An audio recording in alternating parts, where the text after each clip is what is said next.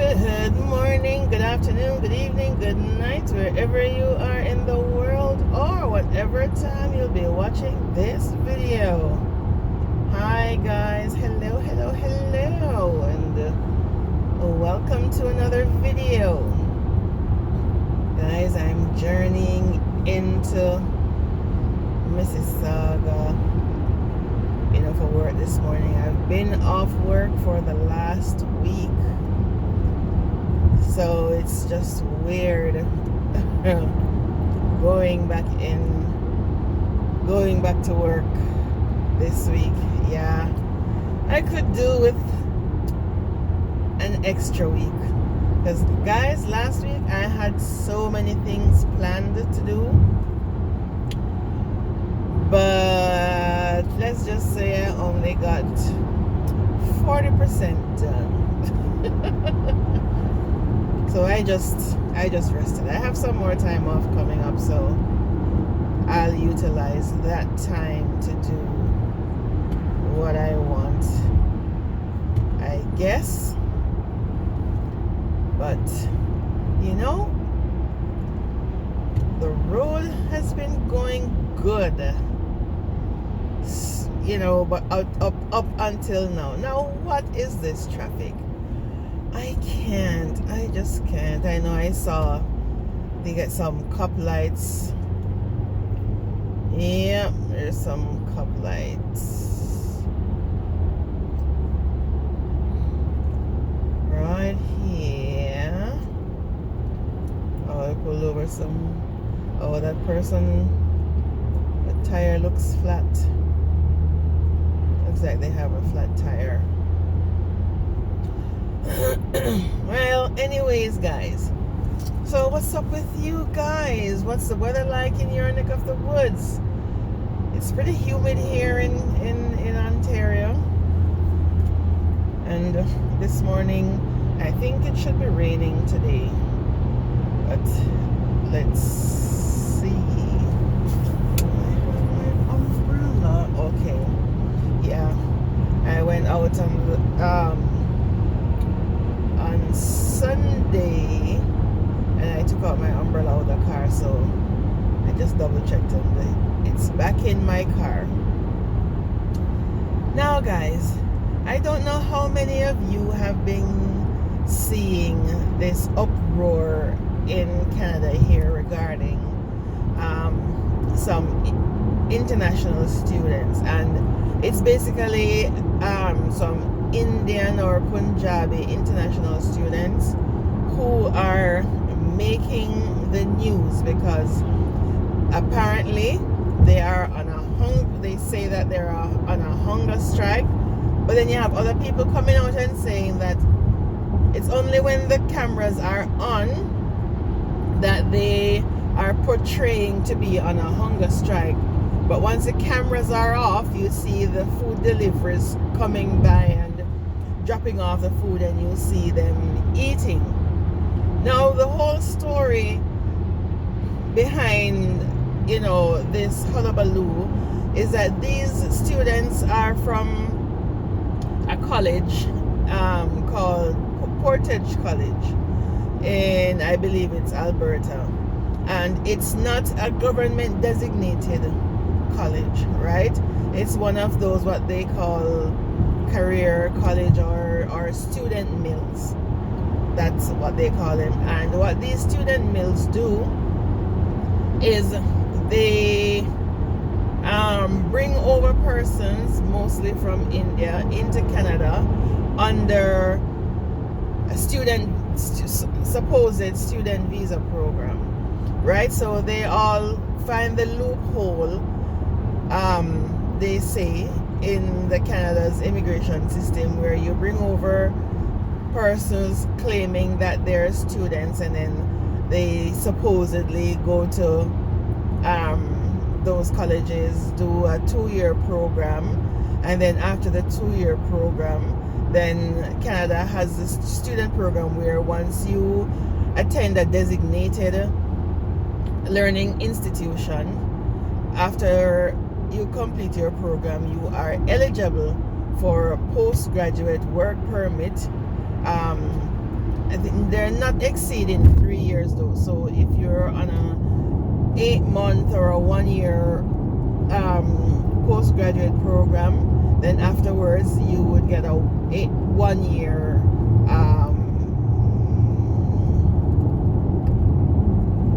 postgraduate work permit. If you had a 2-year, 8 months, or 3-year program, then you would get like a 3-year work permit. So these persons, they went to Portage College. So Portage isn't a designated one of the designated colleges, right? So after they graduated, with Canada's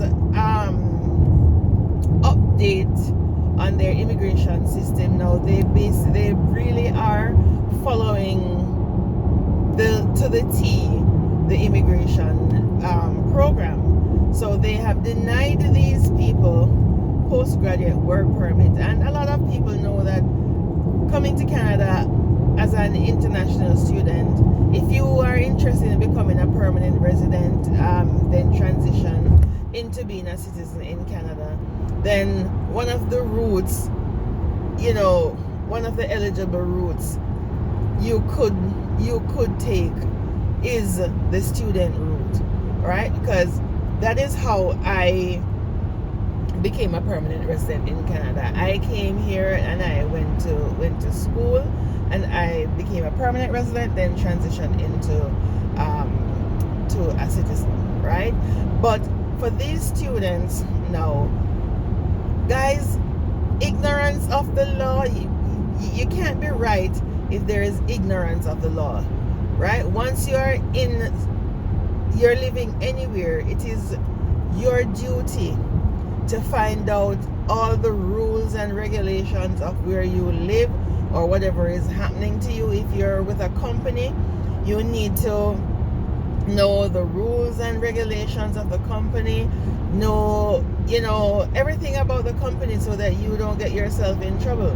Now, if you go to a foreign country and you want to stay there, it is up to you to follow the rules and know the rules and regulations of that country so that you're not doing anything that could get you in trouble, that you're doing everything legally, right? So these students now, they come and they finish their programs. Then when they apply, as I said, for the postgraduate work permit, they were denied. Now they are all having protests and all that, saying that Canada lied to them and Canada owes them to give them their postgraduate work permit. I don't know where they get that premise from, right? Because even when I was applying to come here, guys, I knew the website, the CIC website, like the back of my hand. And I knew that coming here, they did tell you on the website that you needed to be in attendance to a designated learning institution, the DLI, right? To be eligible for a postgraduate work permit. So I made sure I saw some of the colleges when I was applying, when I was doing my research. I saw lots of these colleges. Like I remember there's one that I saw, like Algoma College, but then it wasn't a government institution.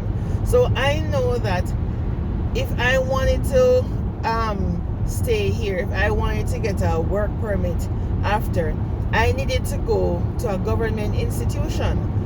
So that is when I made sure that I read up on the colleges. I looked at, there's George Brown, Humber, Seneca. I looked at the universities, Ryerson, York, and I made sure that those were the,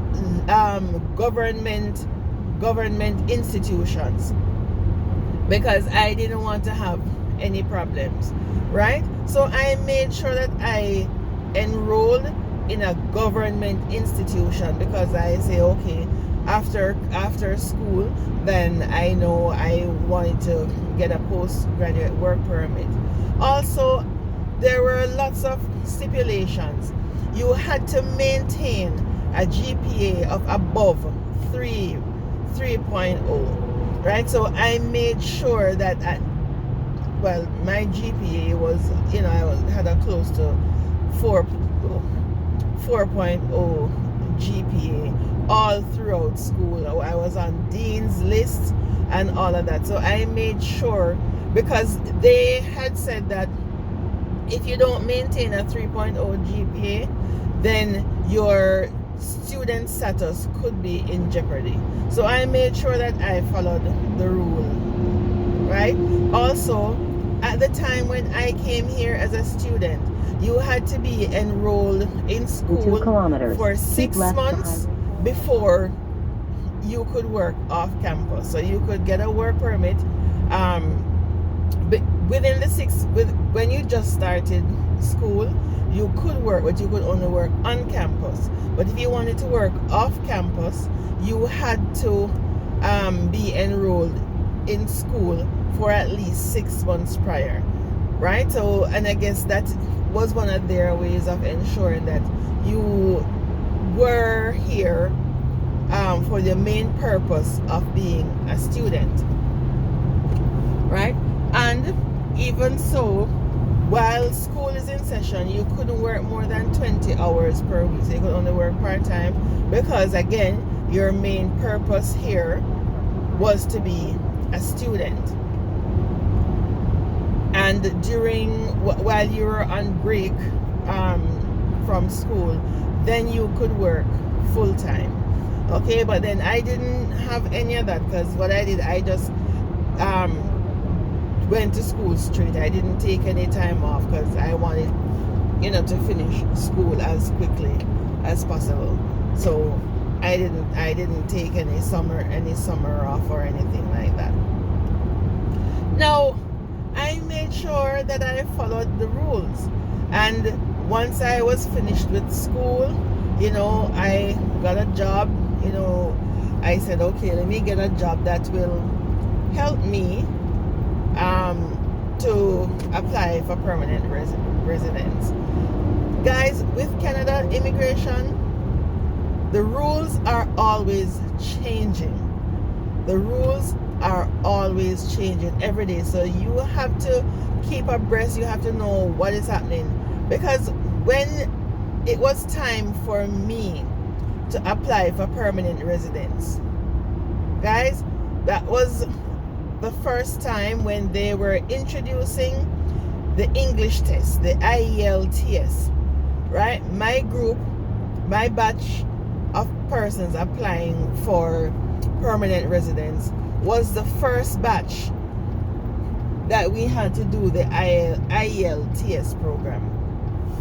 And I called and I questioned, because I said, I'm from an English-speaking country. I'm from Jamaica, an English-speaking country. Came here. I had done post-secondary education in Jamaica. So when I got into school here, I was exempted from doing English because I already had, post-secondary education in Jamaica. Jamaica is an English-speaking country.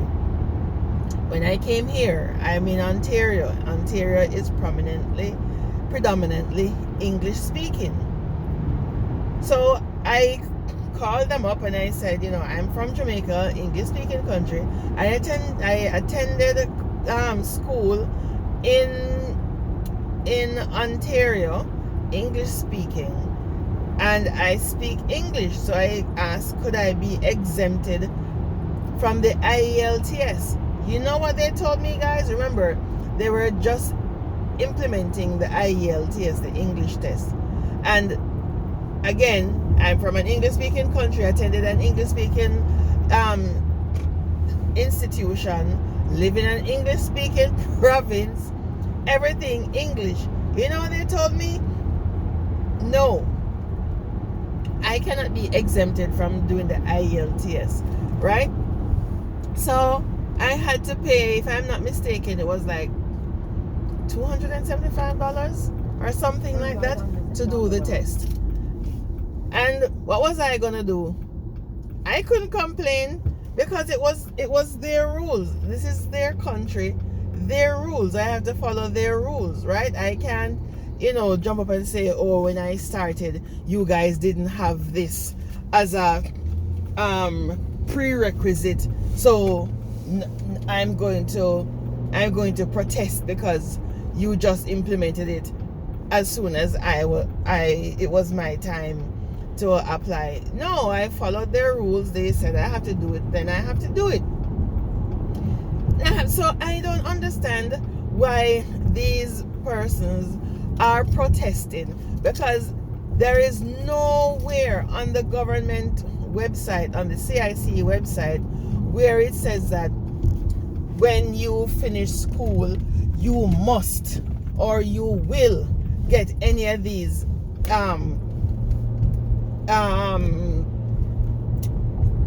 work permit, that you must, it is a guarantee. Everything they say, they tell you that you are eligible, or you may be eligible, right? There's no guarantee that you are gonna get anything. It says you may be eligible, so it is up to the discretion of any consular officer who is going over your paperwork. I don't understand this sense of entitlement that so many people have. I understand that, yes, you want to come to Canada and you want to become a permanent resident, because as much as they're all saying, oh, they're not protesting because they want a permanent residence. They're protesting because they want to get their postgraduate work permit. Guys, we all know what the end game is. We all know what the end game is, right? Because they're saying, oh, they came here, they went to school, and so they need to get their work experience. You don't need to get your work experience in Canada if you have no intention of living in Canada, of staying in Canada. You came to Canada, you have your education, then you can return home. Having a Canadian experience is not going to help you at home. It's not going to help you when you get home. And when you finish school here, work experience, you're going to be starting at the bottom. It's entry-level jobs, and you may not even start your work journey in the profession that you studied.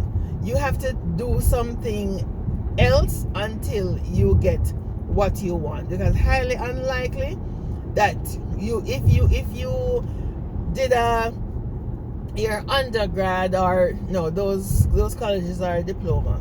When you finish your diploma, so you have a diploma in finance, you're not gonna become a bank manager immediately. You may start off as a bank clerk, if so possible, or sometimes you may, because what you do get after the postgraduate work permit would be an open work permit. Sometimes you may have to go into maybe retail or anything that is not tied to your area of study. So we know that it is not the work postgraduate work permit is a step, yes, to permanent residence. So we know that is what this is for, but there is nowhere on the government website does it guarantee that you're gonna get the postgraduate work permit. It says that you may be eligible, and I think a lot of people, they don't read, or they do read, but it's as if you still want to slip through the crack, slip through the loophole, when there are a lot of persons who came here, went the legal route, did their research, and made sure to follow all the rules, right? People can't be upset about um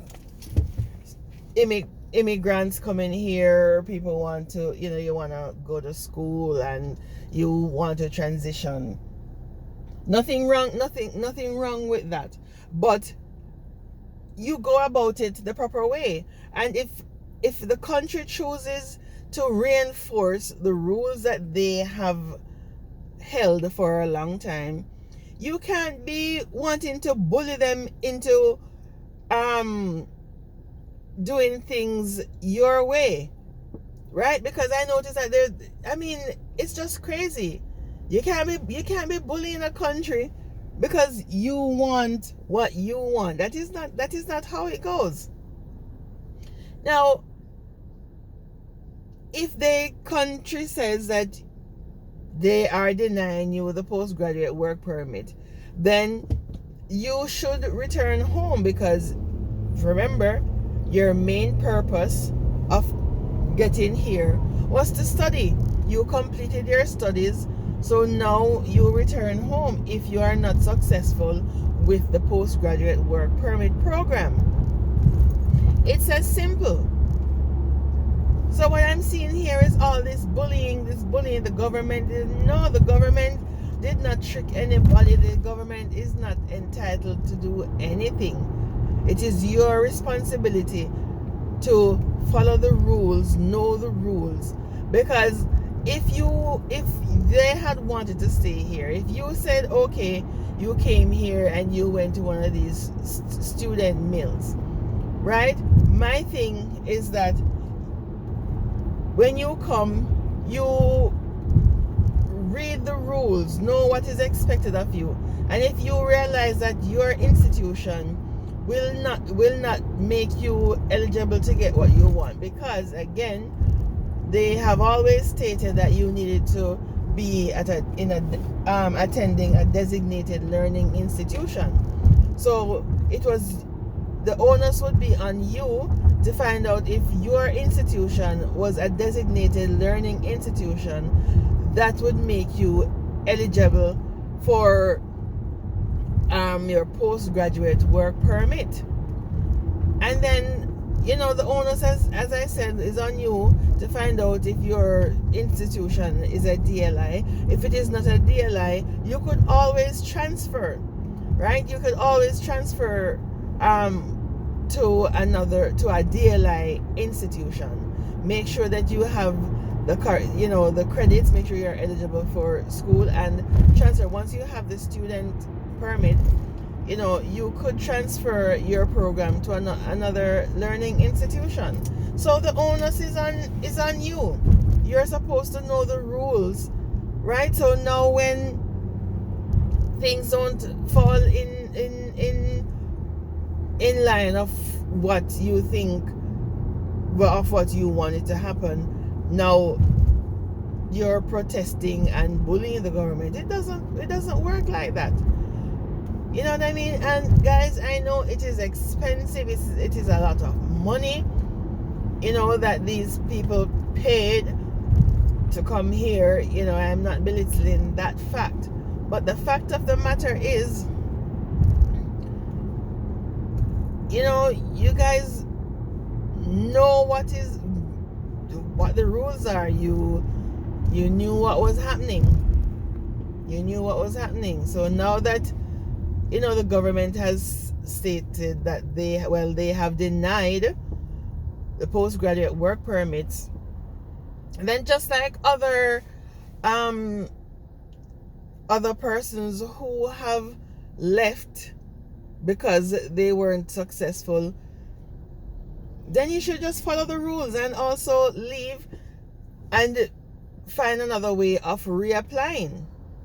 Because you could leave, go back home to your home country, and there are other express routes that you could apply to get back here. The door isn't closed in you applying for permanent residence.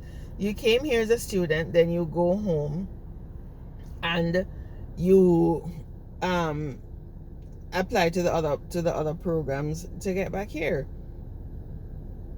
So all of this bullying on social media, that's not going anywhere. And I see persons have, they've come along and, they've stated that, oh, they have other classmates who were in the same program as them, and those other, those classmates, they had gotten a work permit, postgrad work permit. Guys, you know what happened? Immigration, CIC, they revoked those work permits for those students who had,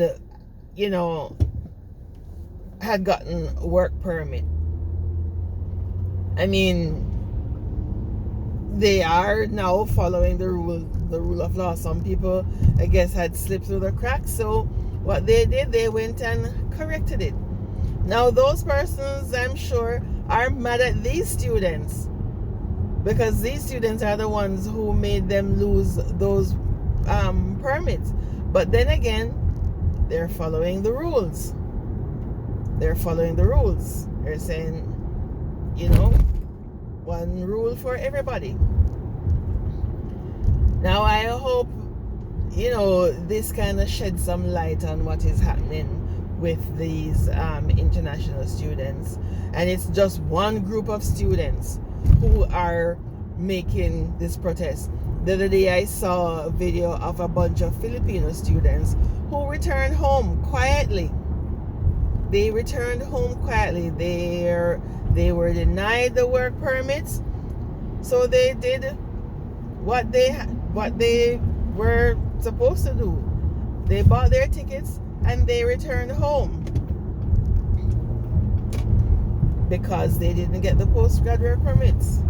And I'm sure they would have loved to remain here, gotten their work permit, but they followed the rules. They know the rules. Anyways, let me know your thoughts in the comment section, guys, and let me know, do you think these students have a right to be protesting, or as the Filipino students did, they just follow the rules and returned home because they didn't get the work permit, instead of trying to bully the Canadian government into giving them a postgrad work permit. Now I'm almost at work, so I am going to buy a coffee before I get into the office. Let me know in the comment section, guys, what you think, and leave me any questions that you have, and I will do my best to answer them. Thank you for watching, and as always, please remember to like, share, and subscribe to this channel for more videos like these. Catch you on the next one.